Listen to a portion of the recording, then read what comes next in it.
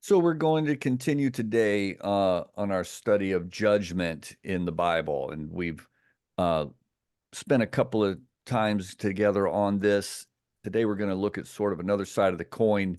There are three areas or points that may be kind of unrelated. Who knows? Maybe we'll see some connections before we're done, but let's think about righteous judgment. You know, we have focused on what the Bible emphasizes on the caution against judging and not being judgmental people. But let's look at some other sides of the coin here today. Matthew chapter 23, Jesus speaking to the Pharisees, or well, really, he's speaking to a whole large crowd, but he addresses the Pharisees while he's speaking and says, "Woe unto you, scribes and Pharisees, hypocrites!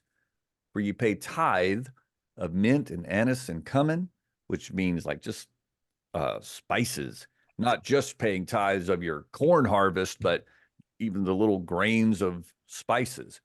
So you're getting really nitpicky in how you're following the letter of the law.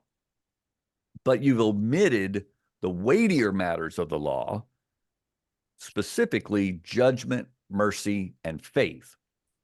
These ought you to have done, these things, judgment, mercy, and faith, ought you to have done, and not to leave the other undone. And I do like to point out that he didn't actually reprimand them for the fact that they did pay their tithe of their herbs and spices. He didn't say that was a bad thing to do. He said, yeah, you should not leave that undone. But by context, it's not as weighty, it's not as impactful as some other things that you're ignoring: judgment, mercy, and faith. And why would they be ignoring those things? Well, because they're invisible. And he goes on to say in verse 28, even so ye also outwardly appear righteous unto men, but within you're full of hypocrisy and iniquity. So you're focused on the things that people can see, and you're ignoring the things that people can't see. And so we're to judge, you're to apply judgment, not to omit judgment. You should do judgment, but John 7 tells us not to judge according to appearance, but judge righteous judgment. All right, righteous judgment. So let's see what that means. Now, this says Matthew 23, but it's supposed to say John 7. I wonder if I can like fix that quickly enough to be worth fixing. Hold on just a second. I think I can. There we go.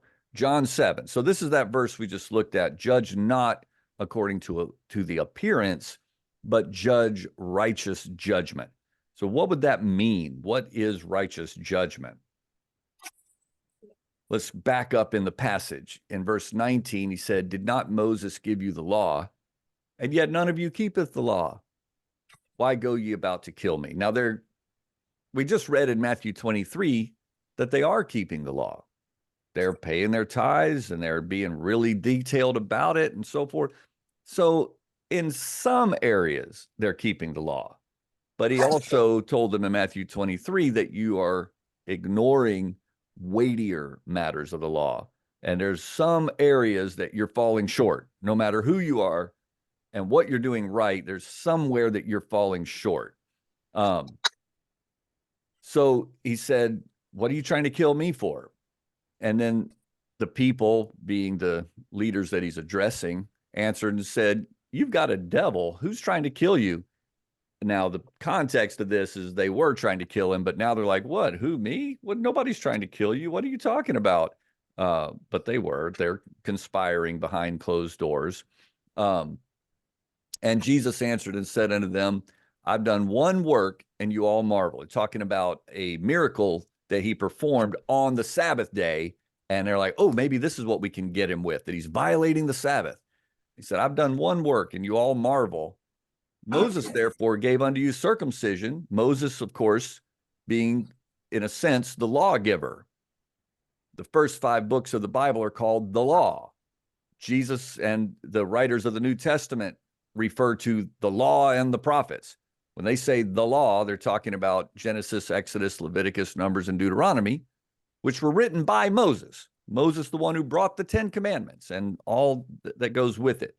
So he's talking about the law. And he says, Moses therefore gave unto you circumcision, not because it is of Moses, but of the fathers. In other words, circumcision was already a thing, but then Moses codified it, put it into, his writings, included it in the legal codes.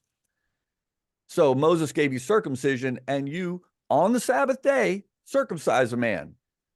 And if you think about this for a moment, we're kind of talking about two things that are both in the law. One thing saying you're supposed to circumcise a son that's born on a certain day, the 8th day after he's born. But then there's also a law saying you're not supposed to do any work whatsoever on a Sabbath day.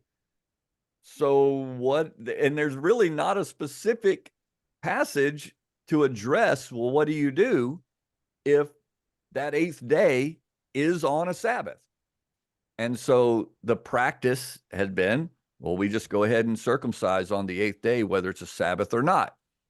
And so Jesus says, if a man on the Sabbath day receives circumcision, and I'm going to throw in, and you don't view that as a violation of the Sabbath day law, so that you don't violate the circumcision law, right? If a man on the Sabbath day receives circumcision, that the law of Moses should not be broken, are you angry at me because I have made a man every whit whole on the Sabbath day?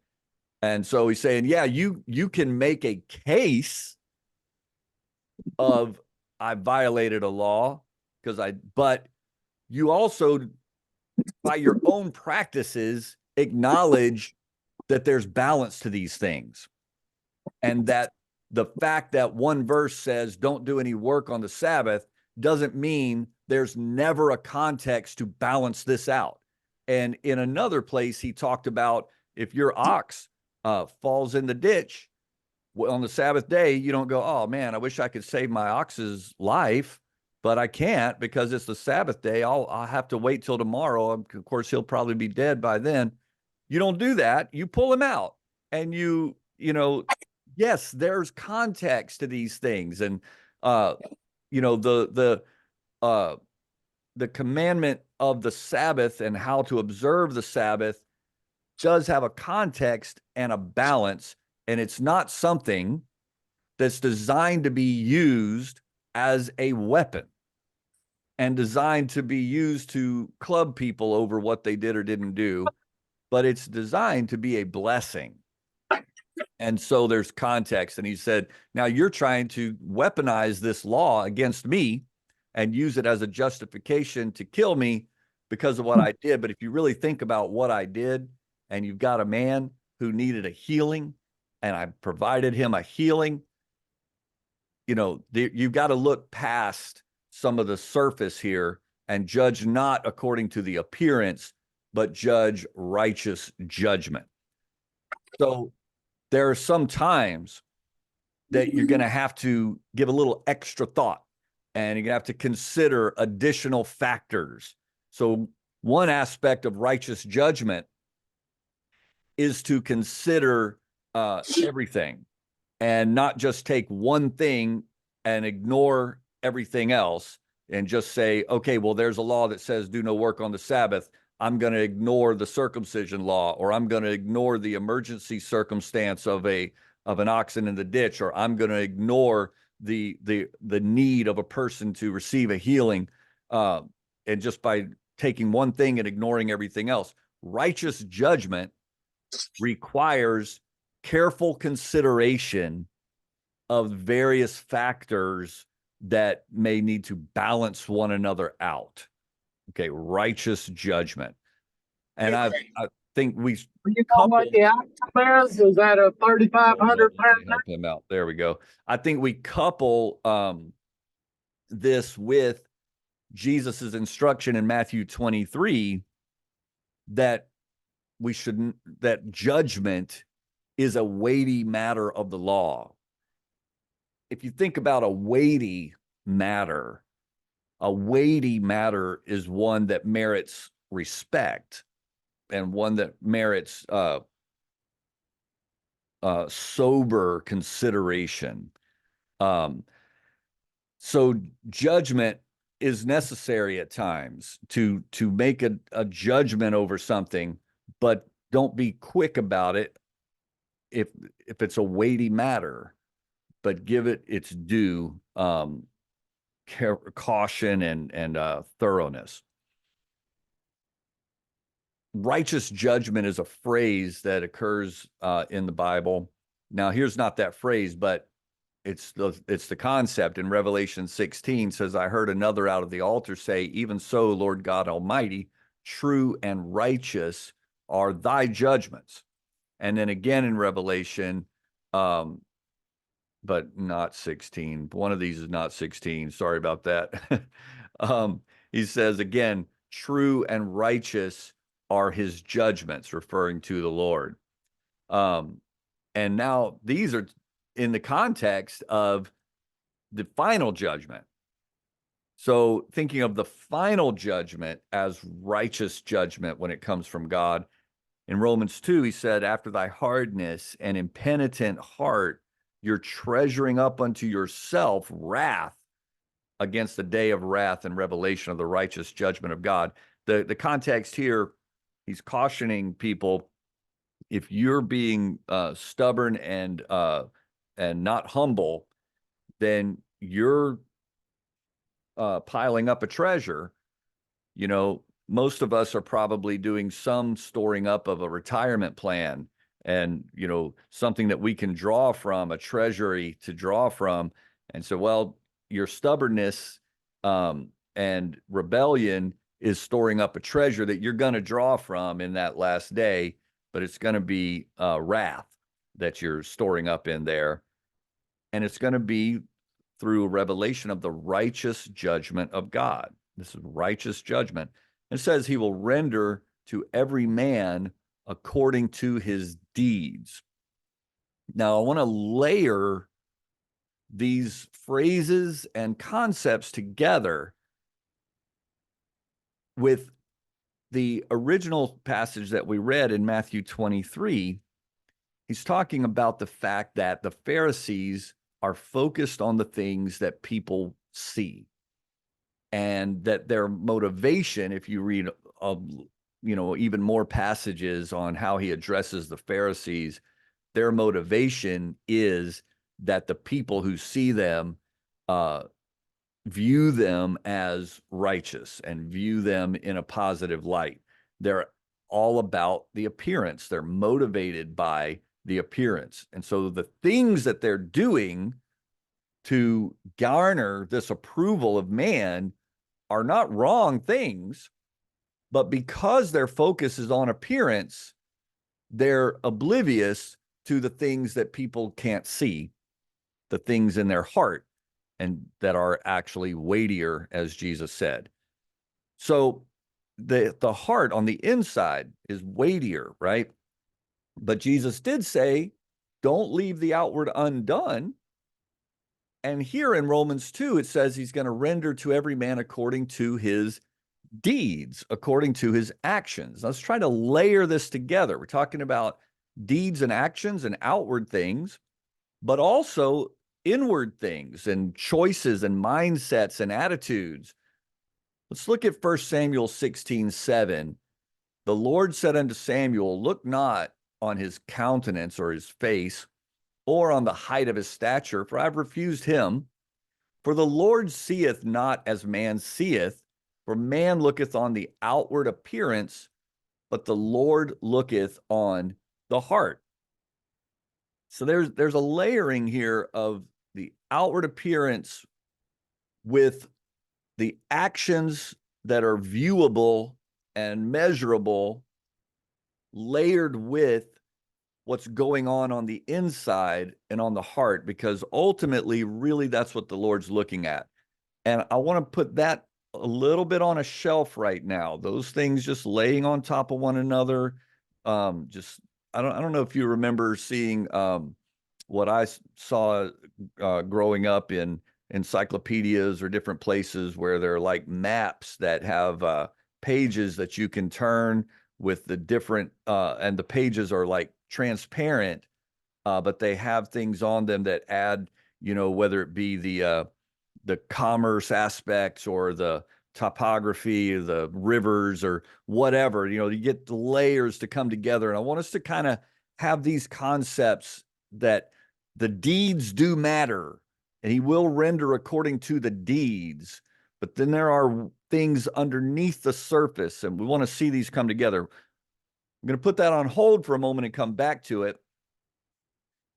And I want to look at a passage that is kind of interesting. Maybe this is not really the place to have put this in the sequence, but I did. But anyway, so just to look at what are different things that the Bible tells us and teaches us about judgment other than the well-known don't be judgmental, right? Which is high priority, and we've spent time on that. But we're looking at some other things today. So 1 Corinthians 6, pretty fascinating. He says, dare any of you, having a matter against another, go to law before the unjust and not before the saints? What he's referring to here is pretty clear, that you've got a couple of people that are both part of the same church body in the city of Corinth, at least a couple, and they're some sort of a disagreement develops that probably perhaps involves business or maybe property obligations or, property lines or debts or who knows what, probably something financial. And then they don't resolve it. And so one of them sues the other in a court of law. And the Apostle Paul addresses this. He said, how dare you? How dare you go to the law before people who don't even know the Lord, and not before the saints? Now, we've talked a little bit about the legal system, the courts of law, and I want to be clear that there's no, whatever a nation and a government has to offer in terms of courts of law, hey, if that's the best we can do for those situations, and it is what it is, and there's no criticism of that. But he's saying, look, you guys both know the Lord, and you're going to go before a legal system of people who may or may not know the Lord like you do. And what advantage is there to that? Then he says, do ye not know that the saints shall judge the world? Now, who are the saints? There is some misunderstanding of this word in many people's minds, that being a saint is something super special, that, only a few people every century are saints or whatever, and that it's some kind of an elevated title. That's really not the biblical use of the word saint. Saint means sanctified, a person who's sanctified, and anyone who has been born again and walking with the Lord is sanctified, and by definition is a saint. Not only by definition, but by usage in the Bible. In the Bible, the word saint is not used exclusive to some elevated position or some unique individual. Every person who is a part of the body of Christ is a saint. Anybody. So what he's saying here, don't you realize that the saints, just all the people in the church, are going to judge the world? Well, that's a fascinating thing to think about. There's going to come a day that the saints will be judging the world. Okay. Said, and if the world shall be judged by you, are you unworthy to judge the smallest matters? You got a little disagreement between two guys in the church, over whatever it's over, and y'all can't work that out? Know you not that we shall judge angels? Not only judge the world, but judge angels. So there's going to come a time that the judgment that we develop and learn and grow in during our years now is going to be called upon. And I don't know exactly what that's going to look like, but we'll find out. So how much more things that pertain to this life? Can't you exercise some judgment, some righteous judgment? Can't you consider the factors and put things together? Can't you balance some things out and come to some conclusions that are just and worthwhile? Verse 4 says, if then ye have judgments of things pertaining to this life.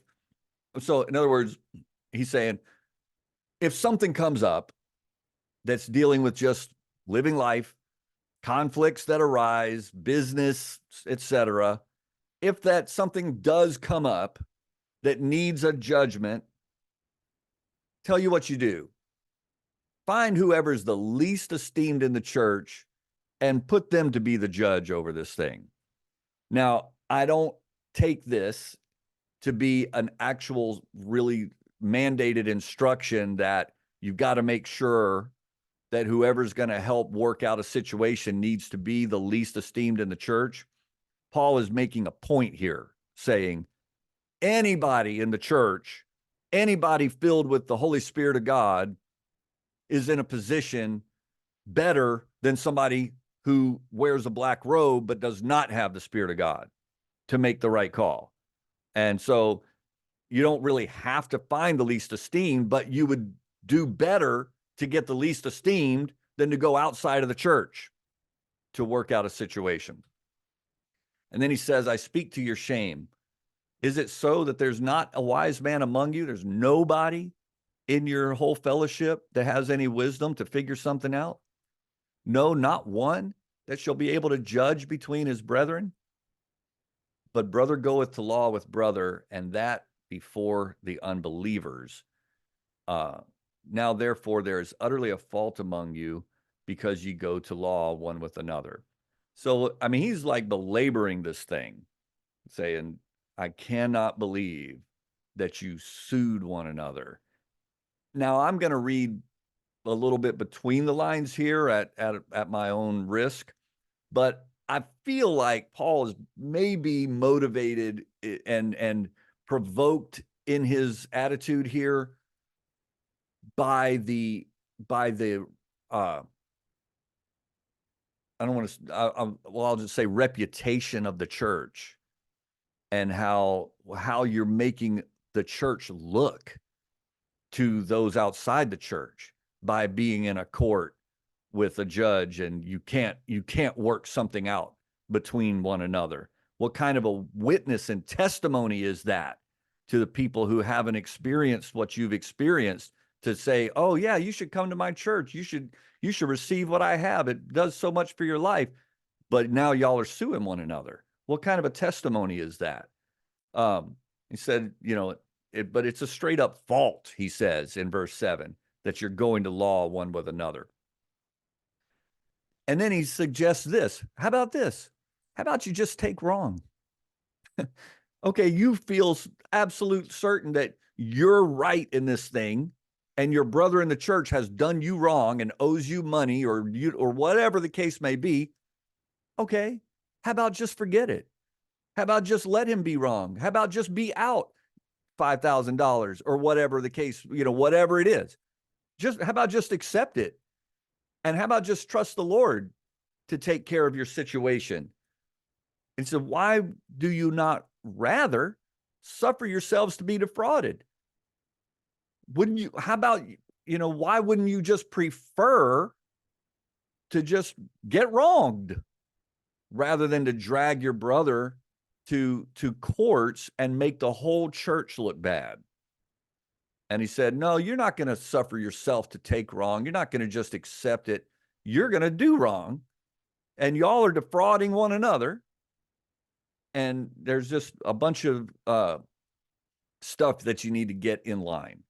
So this is a pretty interesting passage that ultimately, he talks about the fact that if you do have a disagreement that needs to be worked out, one way to do that would be to go to the church and, see about somebody in the church who understands things from a spiritual perspective and is in a position to weigh out and trust them.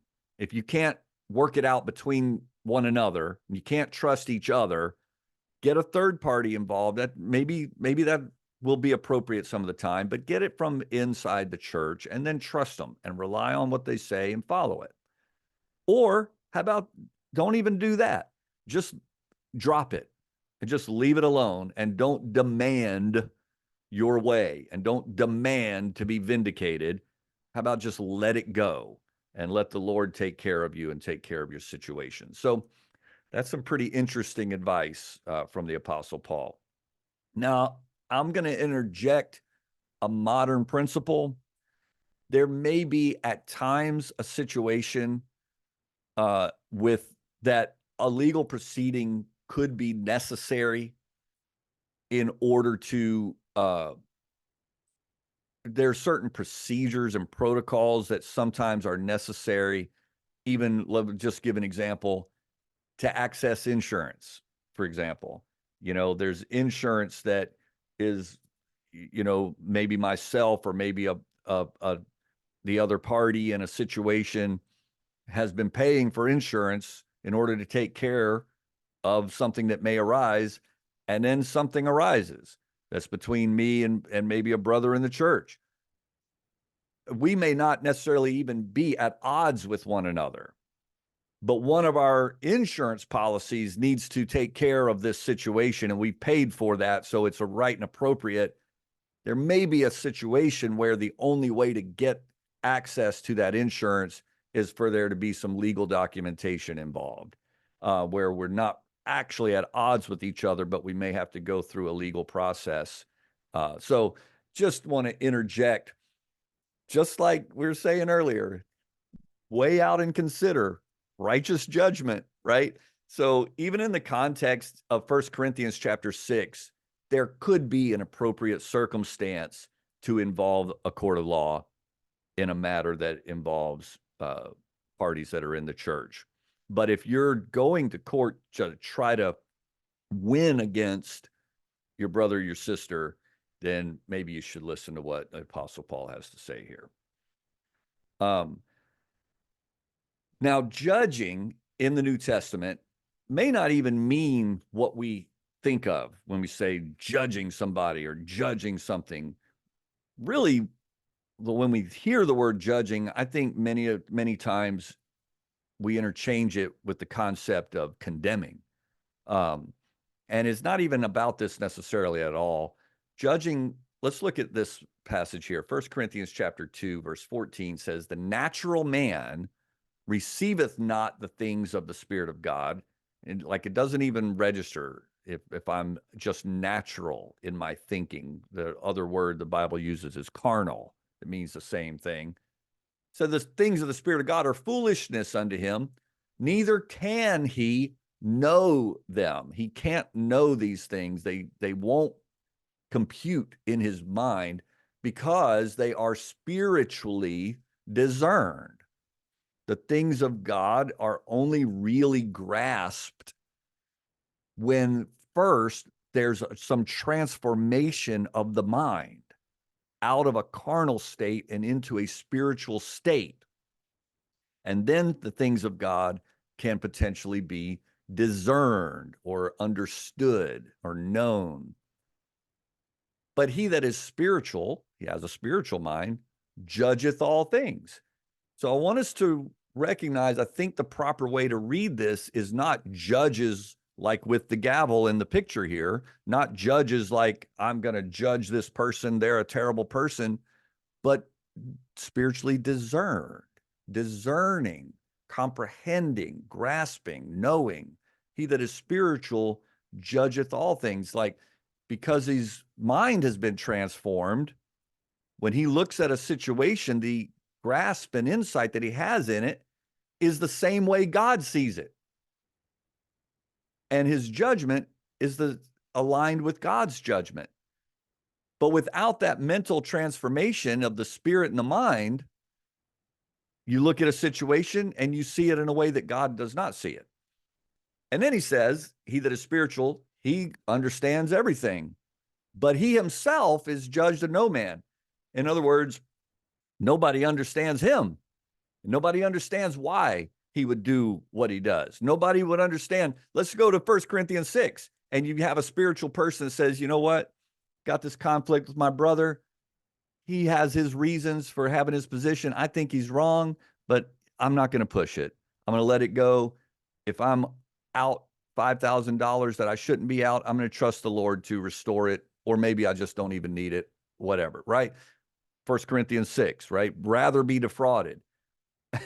So let's say a person does that, that would have to be a spiritual person, right? That would have to be somebody with a spiritual mind. And then you have somebody looking at them like, why would you do that? They're not going to understand that. They're not going to understand why you would do that. I tell you, when I first started to really serve the Lord, I started going to church more frequently. I had friends like, why would you go to church more than once a week? That doesn't even compute that you would just go over and over again. That makes no sense. I had something that a practice was called that I would have ordinarily gone to, and I told them, well, I can't go because there's church. And they said to me, this is like my first year or so serving the Lord, and they said to me, what they just looked at me like they didn't add up at all. Oh, I'm sorry, I won't be able to be there. I have to be at church. Like, what? They were looking just so confused, looking at me, and I said, well, what do you mean? Why do you think you're going to miss something? I said, yeah, absolutely. I think I'm going to miss something, because where I go to church, you get something out of it. And so if I don't go, yeah, I'm going to miss something. Exactly. But they don't understand. And until you have that transformation, they don't understand you. So if we read this line, of this verse, but he that is spiritual comprehends all things, yet he himself is comprehended of no man. I think that's really more in keeping with what it's saying than the way the word judge might come across to us. And then he goes on to say, for who hath known the mind of the Lord that he may instruct him? Now, this is interesting because in the New Testament, in all the writers, and particularly the Apostle Paul, part of what they're doing is kind of Bible study. They're doing a Bible study, but their Bible was the Old Testament. And they're frequently referencing Old Testament passages that we sometimes don't pick up on. This is one of those places. He's actually quoting Isaiah chapter 40, or paraphrasing or whatever, which says, who hath directed the Spirit of the Lord, or being his counselor hath taught him. I like the NIV version also, which says, who can fathom the Spirit of the Lord, and who can instruct the Lord as his counselor? This is a passage that the Apostle Paul is alluding to when he writes verse 16, who hath known the mind of the Lord that he may instruct him? And so he's lining that with verse 15, talking about he that is spiritual judges all things, but himself is judged of no man. And so this is helping to inform the concept that this judging is talking about comprehending. And then he says, Isaiah said, rhetorical question, who has known the mind of the Lord, they may instruct him? Like, nobody, right? Nobody. But then he says, but we, the New Testament people of God, have the mind of Christ. So the natural man doesn't understand anything. The things the Spirit of God are foolishness unto him. But the spiritual man understands everything, potentially has the access to natural things and spiritual things. But nobody would understand how he handles a situation. How did he get to that place to be able to properly comprehend? By having the mind of Christ. But how do you get the mind of Christ? Well, Philippians 2 you can read the whole passage 5 through 8. I abridged it here. It says, let this mind be in you, which was also in Christ Jesus, the mind of Christ. And then he describes what this is about. He says that Christ humbled himself and became obedient unto death, even the death of the cross. So obtaining the mind of Christ happens by emulating the example of Christ. It starts with humbling ourselves. And I think that's a main attitude and point that if you were with us last time, talking about avoiding unrighteous judgment, avoiding being judgmental in the way we're cautioned against, a key to it is humility. Through humility, our mind can be transformed and we can acquire the mind of Christ.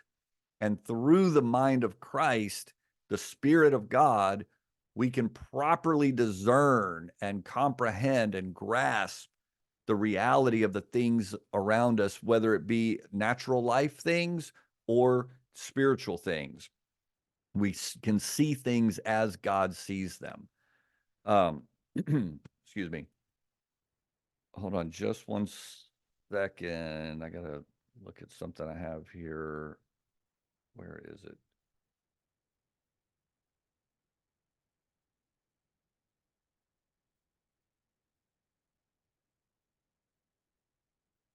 Sorry, got to fix something really quick. I just saw it was going to come up wrong.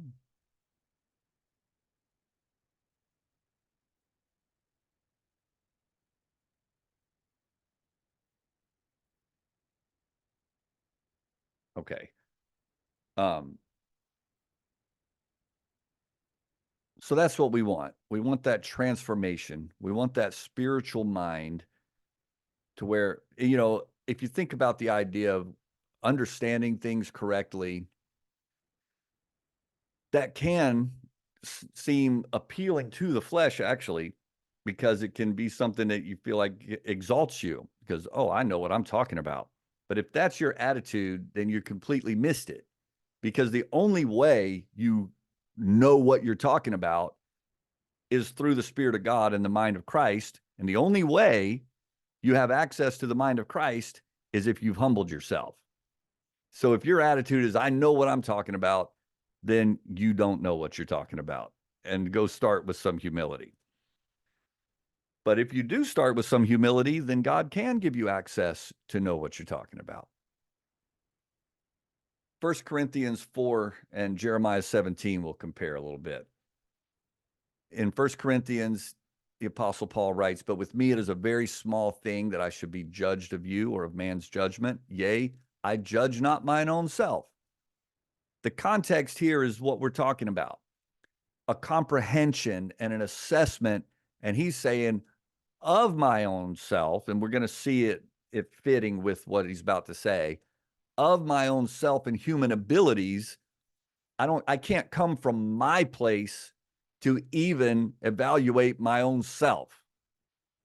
For I know nothing by myself, by my own abilities as a natural man.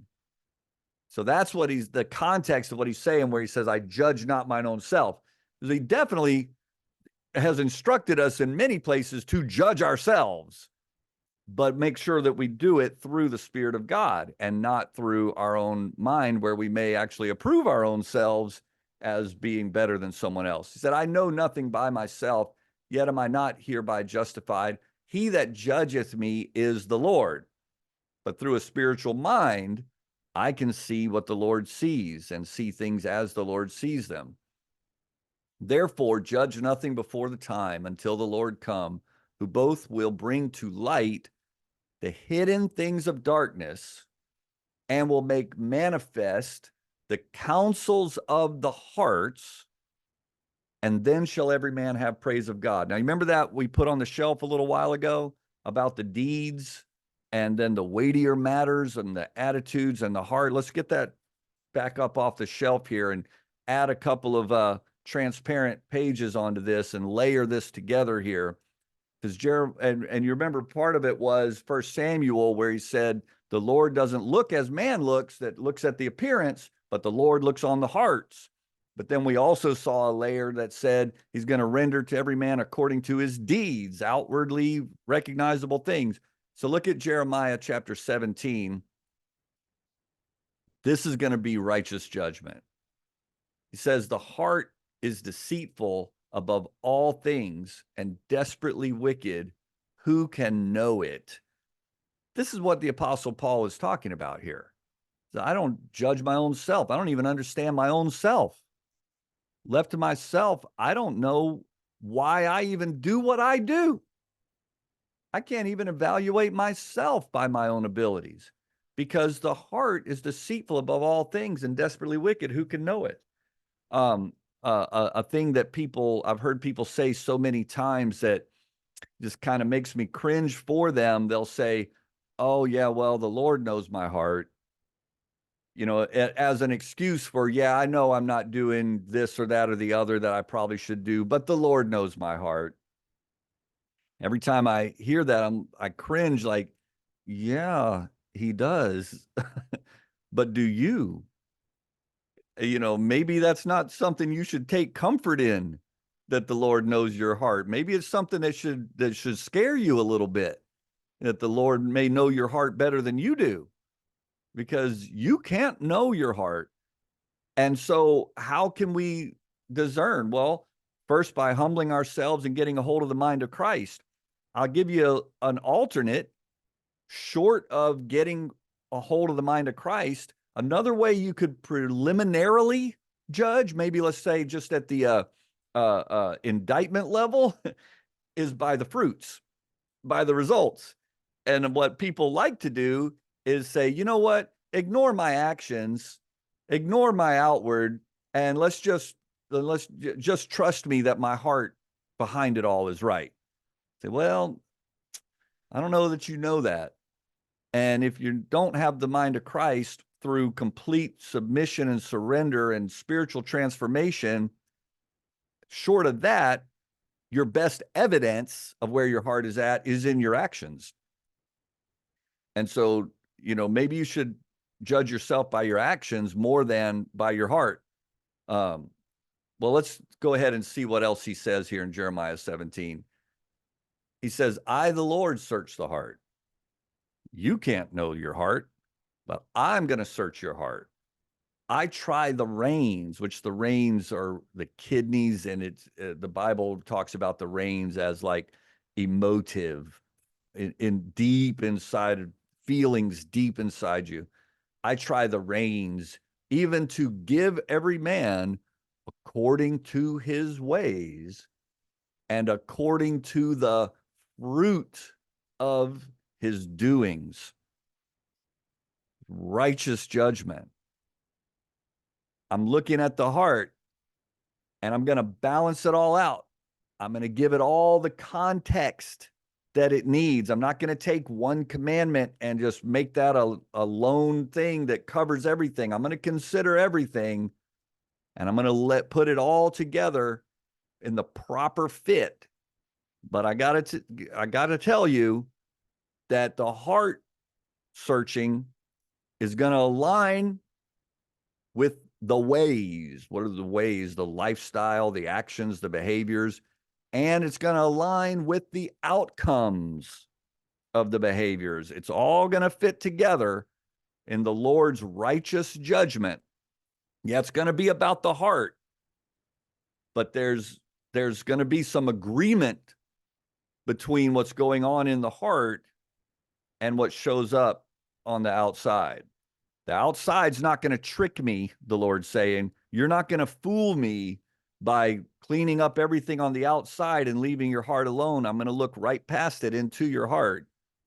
But you're also not going to fool me by claiming to have a good heart and nothing in your life is getting cleaned up and improved and growing. But if you'll humble yourself, you can get a hold of the Spirit of God. And through my power, I can help you and transform you and give you growth. Now, another thing people say a lot is, don't judge me. Let's look at a couple of scriptures here that in my study of the Bible, going back years ago, struck me wrong when I first read them. 1 Timothy 4, Paul said, let no man despise thy youth. Timothy was a young man who was given a high level of leadership responsibility in a local church body. And the Apostle Paul advises them, don't let anybody despise your youth. I read that as, hey, don't let them talk about you. You stand up for yourself. You say, I don't care what you think about my youth. That's none of your business or whatever. And then Romans 14, let not then your good be evil spoken of. We could read that and take that as, don't let somebody else criticize you when you know what you're doing is good. The context of Romans 14 is that thing we've talked about. Some people feel like you shouldn't eat meat offered to idols, and other people think that they have the liberty to do it. And so he said, yeah, don't let them criticize you. Don't let them hold you to their standard. Yeah, not actually the attitude that the Apostle Paul is talking about here. In First Timothy, what are the areas in word and conversation, in charity and spirit, in faith and purity? Let no man despise thy youth. Well, how will this be accomplished? By arguing with everybody and by just saying you can't say that about me? No. The way you're going to help them avoid despising your youth is by being an example. So let no man despise thy youth is not about telling Timothy to address people's attitudes as right or wrong, but it's about telling Timothy to address his own actions and behave himself in such a way that they won't have anything bad to say. Don't give them anything to criticize. Handle your business in a way that they'll go, wow, this guy's awesome. I can't believe he's only X years old. Be an example. And Romans 14, how am I going to let not my good be evil spoken of? By shutting somebody down when they have something to say of me? No. Here's what he's saying. If thy brother be grieved with thy meat, then you're the one who's not walking charitably. You're not being motivated by love if you're flaunting these behaviors that are bothering somebody. Even if their take on the situation is not right, you're not being loving to this person. So destroy not him with thy meat for whom Christ died. Let not then your good be evil spoken of. So what he's saying is, okay, maybe it is okay for you to eat that meat, but if it's bothering them and then they're going around speaking, don't let that happen.